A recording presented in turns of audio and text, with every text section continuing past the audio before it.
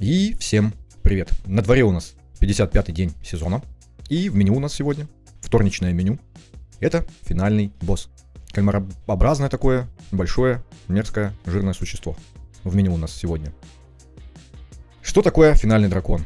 У нас 54-й день, но вообще он появляется на 50... у нас 55-й день, но он появляется на 54-й. Учтите, те, кто, только сегодня, допустим, дошел, или только сегодня решил посмотреть видео, и раньше в эту игру не играл. 54-й день сезона. Он появляется.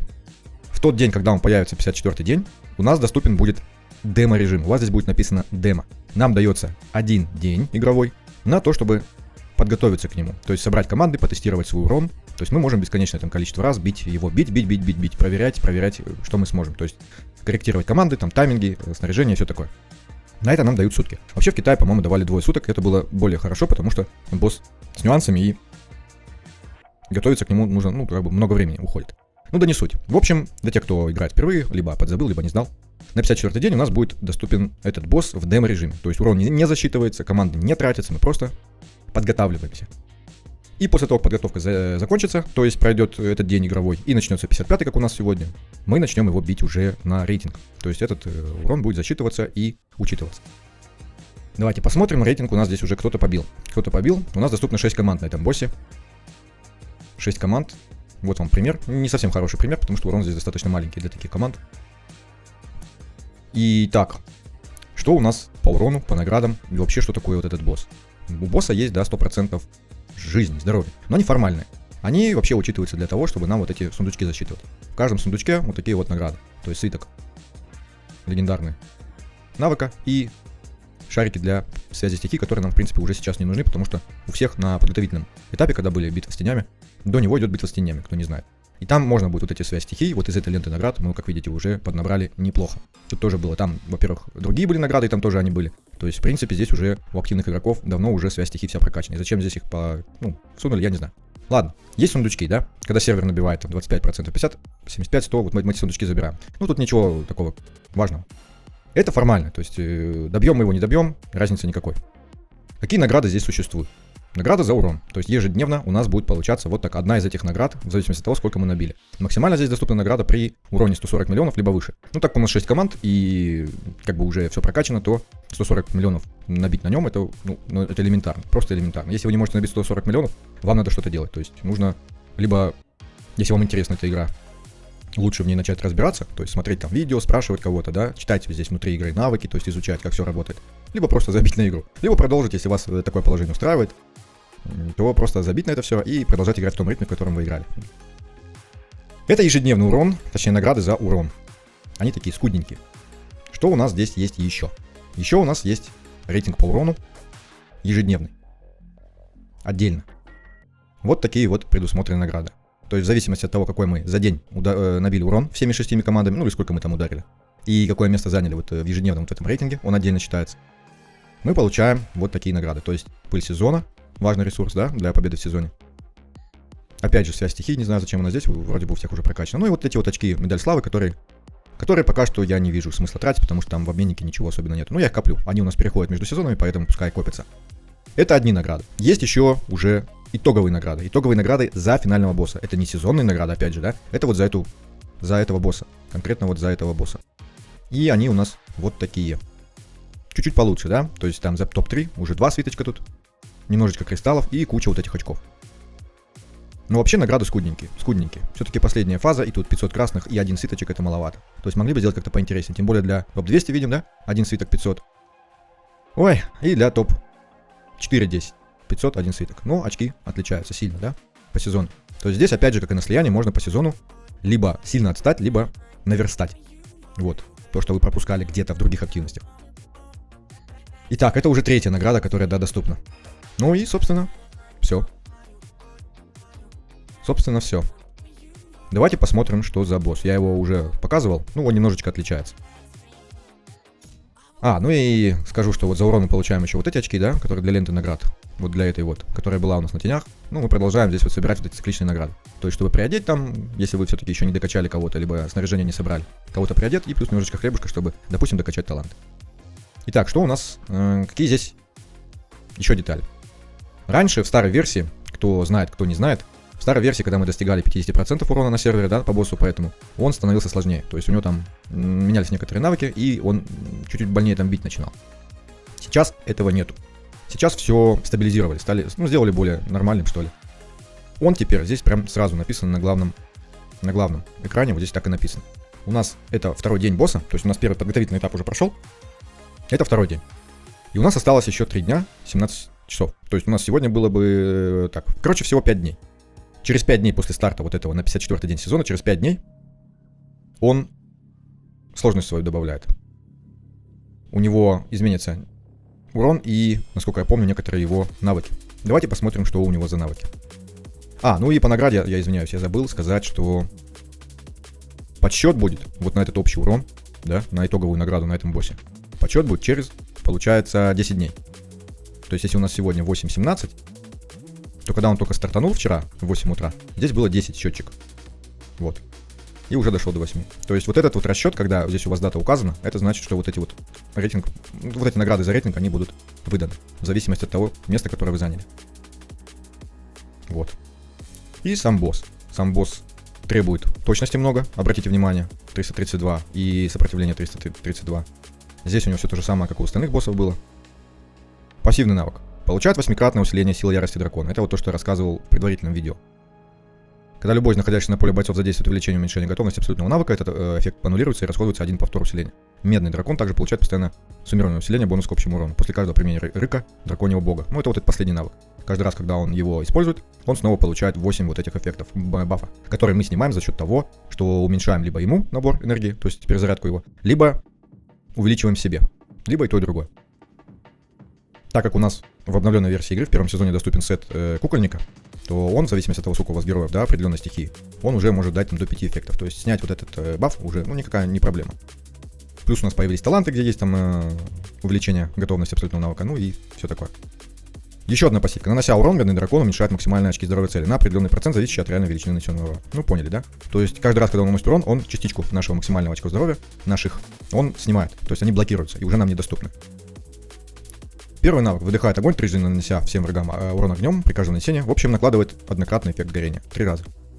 То есть 3 раза по одному, то есть 3 раза на 6 секунд. Который наносит врагу урон, да, и прилегающим клеткам каждые 6 секунд. То есть, по идее, он прям просит, чтобы мы ставили поодаль друг от друга. Но здесь это редко получается, потому что такие команды.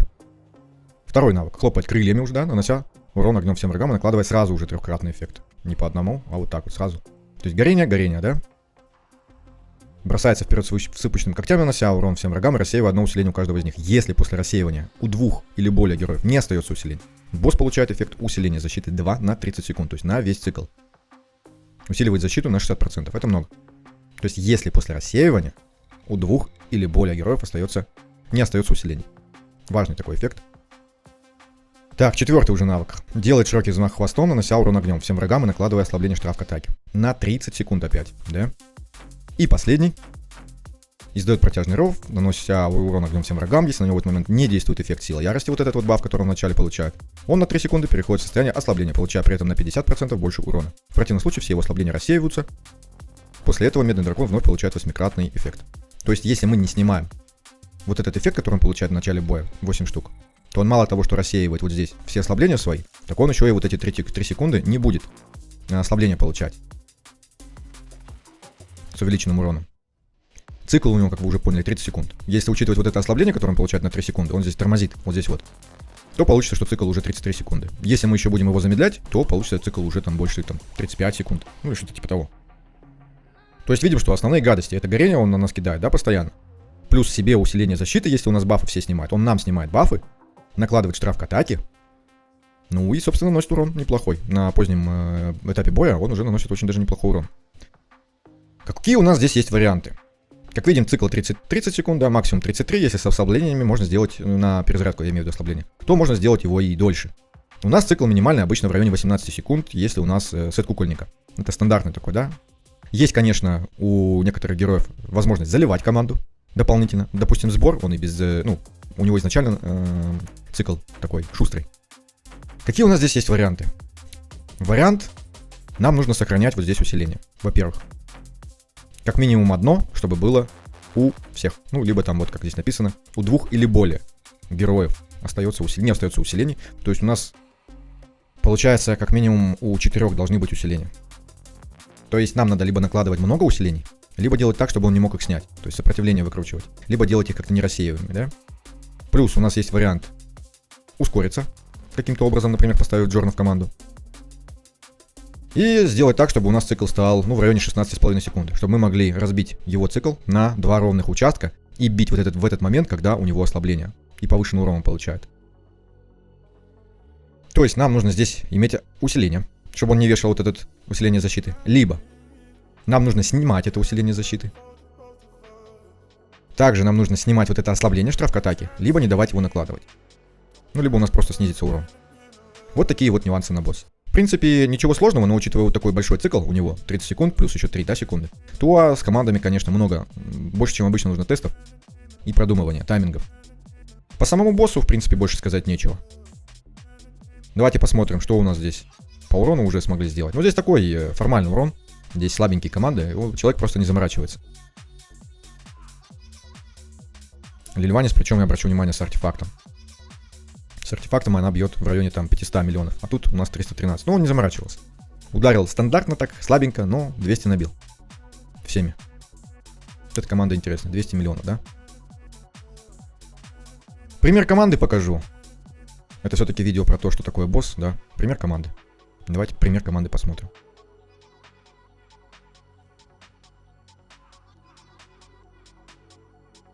Давайте посмотрим на примере дикости.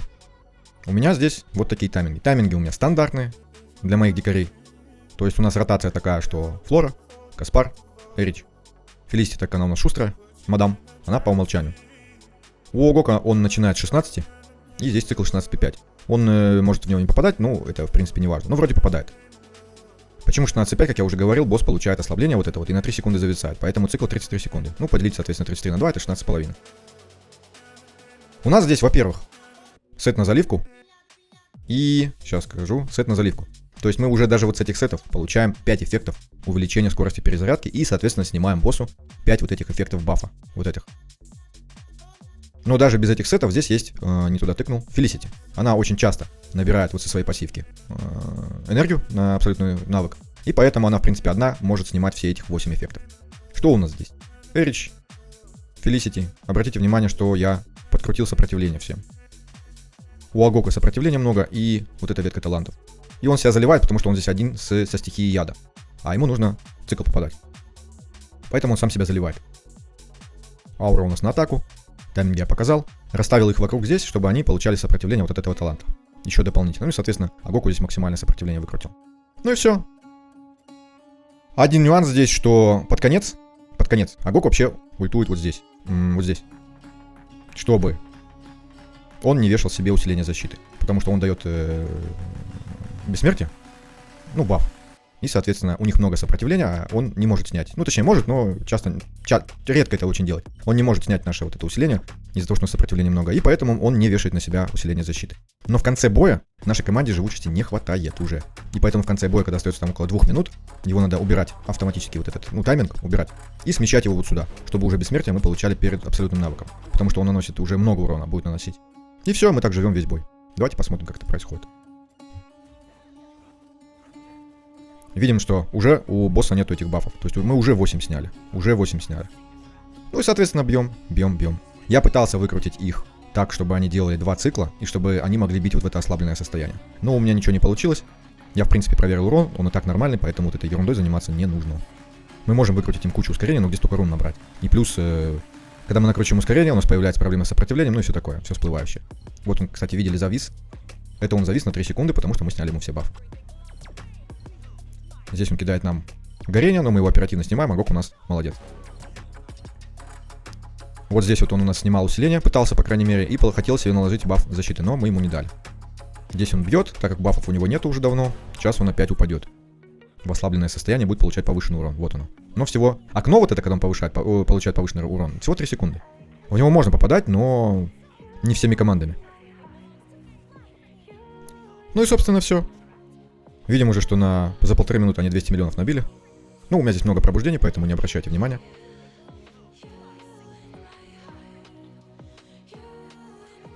Кто помнит еще слияние, которое было, для тех, кто уже играл с первого дня, да, мы выцепляли вот этот рубеж 200 миллионов, чтобы максимально далеко запрыгнуть.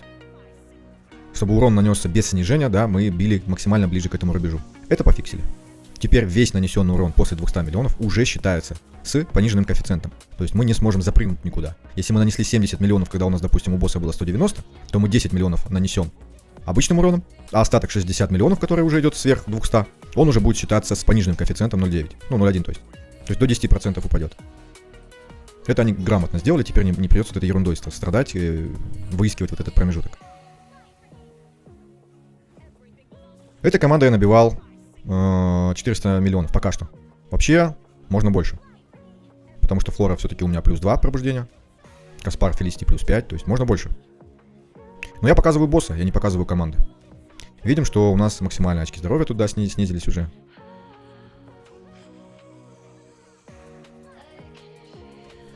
Видим сейчас, что он уже с ульты нанесет нам значительное количество урона. Если вообще, кстати, не убьет. Возможно, уже надо было.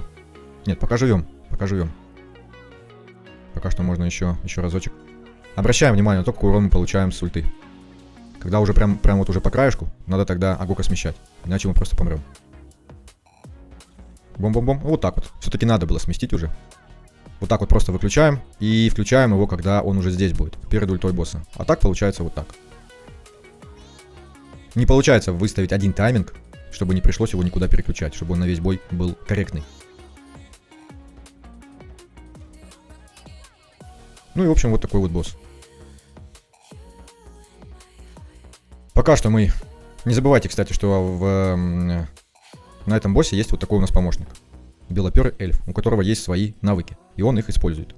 Они хорошо нам помогают. Во-первых, увеличивают урон. Во-вторых, подлечивают щит кидают. Еще и ослабление, которое увеличивает получаемый урон боссом. Я уже про него совсем забыл. Но вот такой у нас помощник есть еще во время боя. Он тоже нам неплохо помогает, в принципе. Также, обратите внимание, я сразу не сказал, здесь 3 цели. Лапа, хвост, там мы его сейчас не видим, вот он торчит, и голова. Здесь 3 цели. В бою нам их подсвечивают. Вот они, 3 цели. Урон по каждой из них считается как урон по боссу. То есть те, кто по площади бьет, они в принципе неплохо справляются. Также надо учесть, что вот эти 3 цели, голова, хвост и лапа, они находятся на разной удаленности. То есть хвост и лапа впереди. И мы автоматически, они будут прицеливаться в ближайшую, да. Если мы их расставим, видим, да, куда он смотрит головой. Он смотрит на лапу. Он будет бить лапу. Ставим мы его сюда, он смотрит на лапу. Ставим его сюда, он смотрит на хвост, туда. И даже здесь он смотрит на хвост. То есть по голове мы бить не будем его. Поэтому ставить их надо так, чтобы они били одну цель. Потому что у нас дикари, да, они бьют за счет флоры. Основной урон. А чтобы у нее вот эти эффекты накладывались, которые от диких навыков союзников, да, нужно бить одну цель. Соответственно, ставьте их так, чтобы они все смотрели на одну цель. То есть били одну цель. Либо на лапу, либо на хвост. Не пытайтесь сделать так, чтобы там они в голову попадали. Не будет этого. И также учтите, что в бою вот эти статусы, они могут не отображаться здесь. Потому что, насколько я помню, статусы здесь... это уже пофиксили, что ли? Возможно, что это пофиксили. Раньше было так, что мы бьем лапу, и статусы, которые мы накладываем на лапу, здесь не указывались. И поэтому мы не знали, накладываем мы разлом, не накладываем. Сейчас видим, что мы ударили в хвост Фелисити. Под хвост ему шмальнули. И здесь появился разлом. Значит, это все-таки пофиксили. Вот такой вот босс. Предварительная такая базовая информация. Ну, а информацию по командам будем делать в отдельном видео, когда отполируем пачки. Вообще, предварительно могу показать сразу здесь уже, да, что вот такие вот прикидки, то есть дикость с Агоком. Почему я здесь Агока выбрал? Потому что у меня, сейчас скажу, потому что у меня есть рейта. То есть здесь обычно не рейту ставят, а Агока и Джорна на команду яда. Но я смог поставить туда Агока, а сюда рейту. Вообще здесь те, у кого есть, ставят Крисоса. Тогда Агок ставят туда. У меня Крисоса нету, но есть рейта, и поэтому я разделил их вот так. То есть дикарям Агок, а яду кинул рейту и Джорна. Яд у меня здесь написано 350, он на самом деле наносит около 390. Кому интересно, тайминги такие. Ну и, собственно, вещи вы видите здесь. Обратите внимание, что стоят они вот так вот. И, допустим, у Латера много просвещенности. Я его максимально задрал. У Твича тоже, но Твич здесь мало урона наносит. Также есть команда вот на Слильванис. У меня здесь корявые тайминги, я их еще буду полировать, потому что они вообще непонятно, как у меня здесь расставлены. Они урон-то наносят, но не в тот момент, не с тем циклом, то есть сбиваются. Это очень сырой вариант, я еще им не занимался практически. Но где-то около 300 они могут набить. Без артефакта Лильванис. С артефактом они набивают с другими таймингами под 500, либо выше. Ну, около 500. Эти набивают 320 уже точно, я уже проверял. Такая вот шмотка. Я ему кубок поставил, чтобы у него скорость атаки была повыше. И такие вот навыки. Точнее, тайминги. Натаниэль здесь важно, да, что у него, во-первых, основка вот такая вот. Я уже проверял их, вот это вот у меня лучше всех выдает. У него вот эта вот ветка талантов и сопротивления. Он вот за счет этого... сейчас. За счет этого таланта он набирает энергию активно. И поэтому успевает 2 раза в цикл и плюс снимает боссу бафы. Какая здесь у меня еще команда? Еще я использовал вот эту, она где-то 280 набивает, но это у меня со слияния, я ее вообще никак не корректировал. С филта здесь набивают там под 300. Ну там филта плюс 5, допустим. И куберки, не помню, по-моему, тоже. Ладно, не буду затягивать, это все-таки базовая информация, поэтому по командам будет позже видео. Это так, просто показал пример команд. Всем спасибо за просмотр и всем до скорых встреч в других видео.